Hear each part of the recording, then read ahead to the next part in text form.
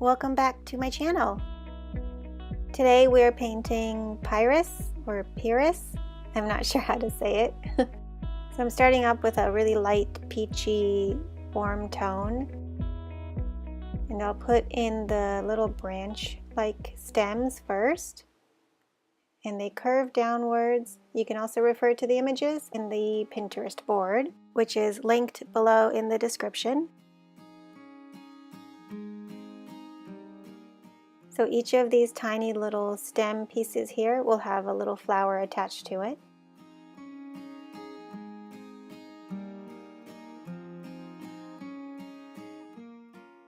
One of the hardest things to paint is a white object, like white flowers. So I'm using a very light, almost clear paint. The paint I'm using is a really watered down greenish grayish color, maybe a slightly blue. It's mostly water. It's very, very light.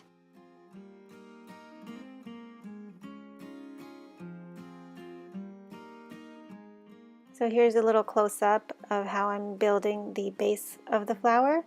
I'm touching each of the stem pieces so that they naturally bleed into the white part of the flower and give it a little bit more color.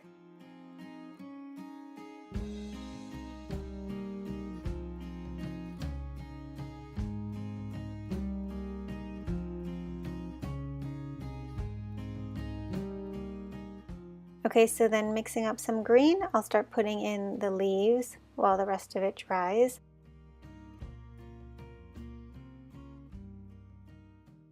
These leaves are somewhat narrow and quite floppy.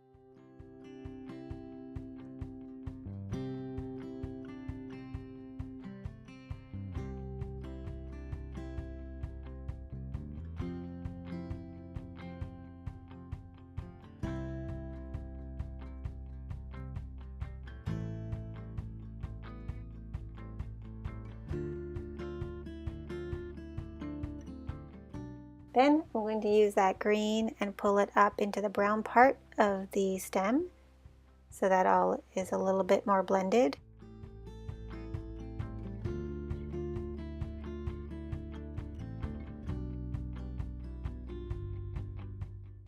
And then using that same green, I'm going over some of the brown parts so that they are consistent with the rest of the plant.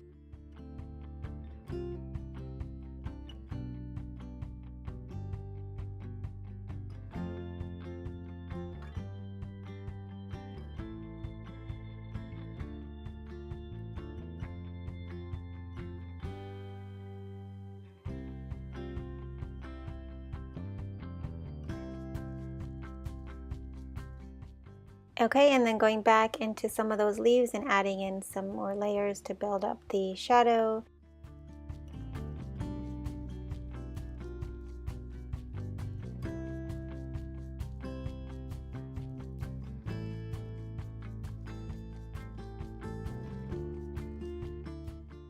One of the reasons I chose this one to paint is because of how different it is as far as size and shape and just the overall feeling. It adds a lot of texture, so you could combine it with a more full spring floral and it would add a lot of fun contrast.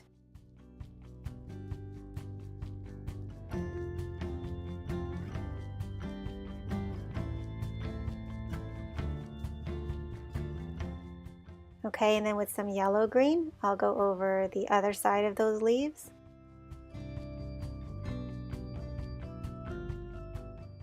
And also pull in that yellow green on parts of the upper stem.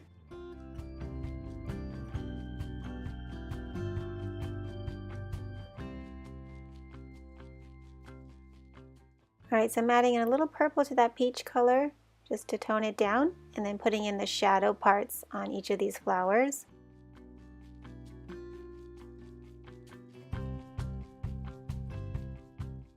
And also remember when you're putting in your shadow lines to remember your light source so that they stay consistent, so you put the lines in a similar place on each of these little flowers.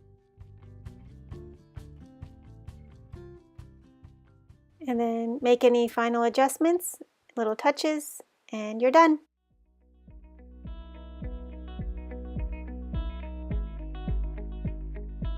Thank you for joining me and painting along. I hope you had fun, and if you recreate this, please tag me over on Instagram. I'd love to see your work. If you like this, hit the subscribe button, and I'll see you next time.